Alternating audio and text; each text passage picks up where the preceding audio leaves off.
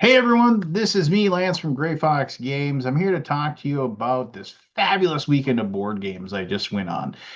This was a situation where I've been invited year after year by a really good friend, but timing always just didn't work. Plus, it was, it's about 4 or 5 hours away, and just the process of getting there to be able to sit down and play board games and enjoy the company of a bunch of people just while enticing just never really happened. But finally, I had a weekend open up. It was just kind of perfect timing. I got invited once again. And so I went away and spent a weekend with about 12 other people at a cabin out in the snow out by a frozen lake.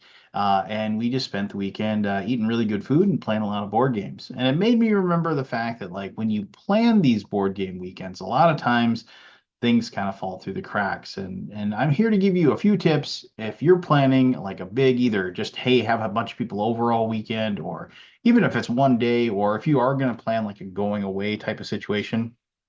And this doesn't always just have to be about gaming. I suppose you could do this for any hobby, really, that is portable and you can all be in one location for that specific purpose. Like the cabin that we used, they said it is mostly used for quilting parties where groups of people will gather to make quilts over a weekend. And judging by the number of quilts I saw on the walls hanging up, I assumed most people probably donated the things they created.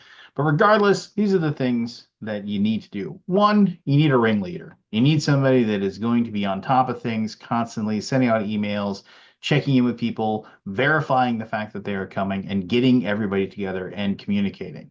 The person that did this is the person that invited me, my friend Paul. He sent me countless emails about it, connected me with spreadsheets, connected me with menus, other things that we were going to be doing as far as the process of like what the weekend was going to be about. Secondly, have to be engaging. That person needs to engage with those people. They need to say, ask them direct questions in those email chains. Say, hey, what games are you going to bring? What are you going to bring as far as food goes? What are you going to want to play while you're here? Those sorts of things. The third thing is, on a personal level, you have to get your mind set for that board game weekend. I was running ragged all week trying to like take care of all my personal stuff, trying to make sure that my family was had like everything okay here at the house before I left town. Had to make sure that the stuff with my work was all taken care of before I left town, stuff with my friends, all that, all those things. And still, I hadn't like packed my bag until like a couple of hours before I was leaving town. Um, I did a really poor job with that, and I caused myself a lot of stress before I actually was able to just jump in my pickup truck and start driving and heading out towards this cabin. So if you're going to be that on a personal level, do a better job than I did. Plan those things, plan what games you're going to load things up, make sure that everything is in place for you to leave. If there's anything that like a chore or a task that you normally are in charge of, make sure that those things are taken care of before you go and not race to handle that. Like I pick up my son from school every day. I had to make arrange for a couple of days that for somebody else to pick up my son and figure things out like that. So stuff like that. Make sure that happens.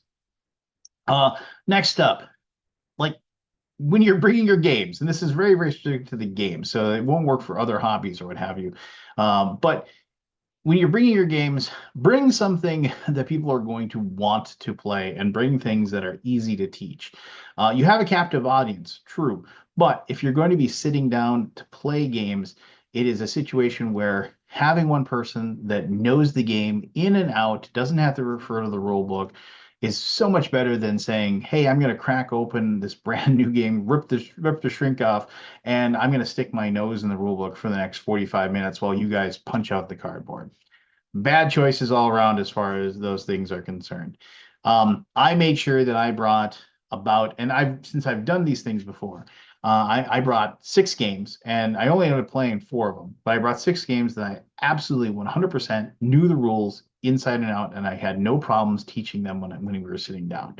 And for the most part, everybody else did that as well. Next thing, have an event or a game where everybody is going to be involved. Like I said, we had, I think it's 12 or 13 people here. So people kind of branched off and did their own things. They went maybe, there's a game of 3 people over here, a game of 4 over there, a game of 6 over here, that sort of thing.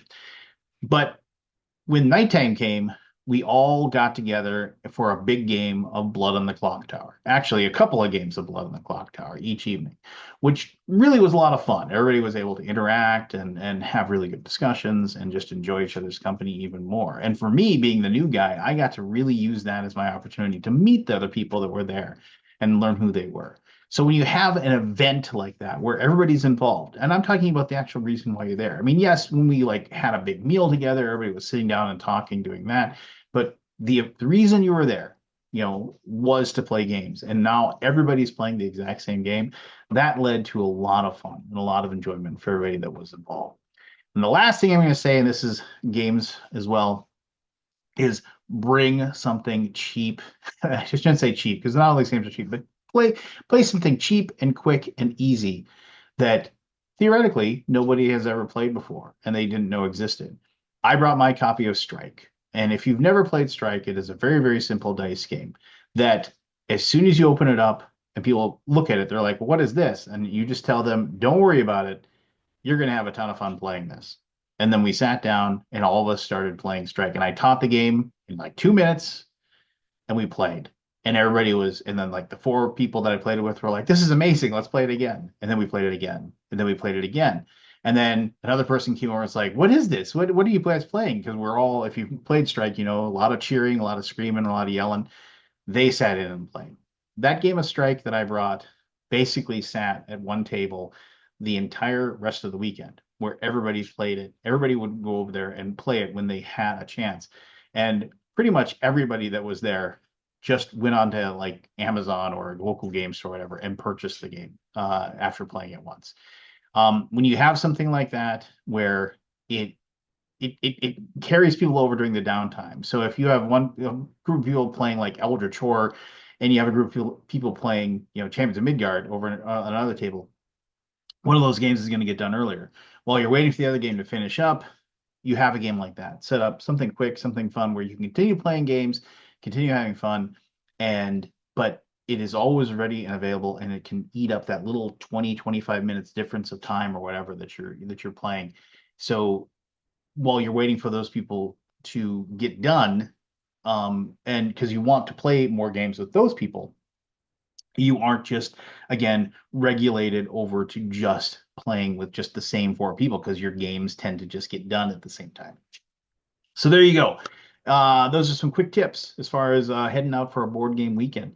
Have you done a board game weekend? Have you traveled just to play board games? I'm not talking about conventions. Conventions are a different thing. This is just a close-knit group of the same people, 10, 11, 12 people or whatever, that are just getting together to play games and whether it is like at somebody's house for a weekend or a location like I went to. If you've ever done that, tell me what your experience is in the comments below. I'd love to hear about it. All right, until next time, take care.